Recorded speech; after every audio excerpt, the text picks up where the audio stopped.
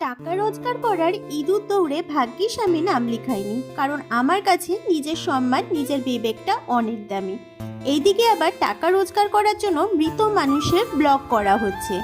যদি এটা মেমোরিতেই রাখার দরকার হতো তাহলে কিন্তু এই ভিডিও ক্লিপগুলো গ্যালারিতেও সেভ করে রাখতে পারতো, অথবা গুগল ড্রাইভে। ক্যামেরা অন করে কিভাবে লোকে কাঁদতে পারে আমি তো বুঝতেই পারি না।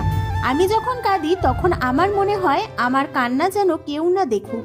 আমার কষ্ট দুঃখ আমি কাউকে দেখাতে চাই না।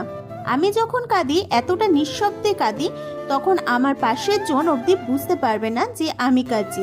বর্তমানের সমাজ একদম মনুষ্যত্বহীন হয়ে পড়েছে। এটা তো হওয়ারই ছিল। কিছু কিছু কারণ দেখে সত্যিই বোঝা যায় কলিযুগ এসে গেছে। হ্যালো এভরিওয়ান, আমি পায়েল। তো আজকে হলো বৃহস্পতিবার, আর আজকে থেকেই কিন্তু তোমাদেরকে ব্লগটা আমি দিচ্ছি। আজকেই সকালে কিন্তু শ্যুট করেছি, আর মিশো থেকে দেখো দুটো পার্সেল চলে এসেছে। এই একটা এসে আরও আরেকটা এসেছে, আর এখানে কিন্তু বসিয়ে দিয়েছি আজকে দুপুরের রান্না। বসিয়ে দিয়েছে হচ্ছে আলু পোস্ত। তো তোমরা কারা কারা আলু পোস্ত খেতে ভালোবাসো একটু কিন্তু কমেন্ট করে জানাতে ভুলো না। আমার তো ভীষণই ভালো লাগে। আর আজকে যেহেতু বৃহস্পতিবার, আমাদের তো নিরামিষ, তো তার জন্য দেখো আলু পোস্তটাই করে নিয়েছি। একটু ঝোল ঝোল রাখি, তারপরে কিন্তু খাওয়ার সময় ঠিক শুকিয়ে যায়। আর আলু পোস্ত একটু শুকনো শুকনো হলেই কিন্তু খেতে বেশ ভালো লাগে।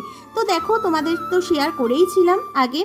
আজকে মিশো থেকে দুটো পার্সেল চলে এসেছে, তার মধ্যে 1 নম্বর পার্সেল হলো এইটা। কত সুন্দরই না লাগছে বলো। এই দুটো ওয়ালে কিন্তু সেট করব। আর একটা পার্সেল যেটা এসেছে সেটা হচ্ছে এই যে লবণদানি।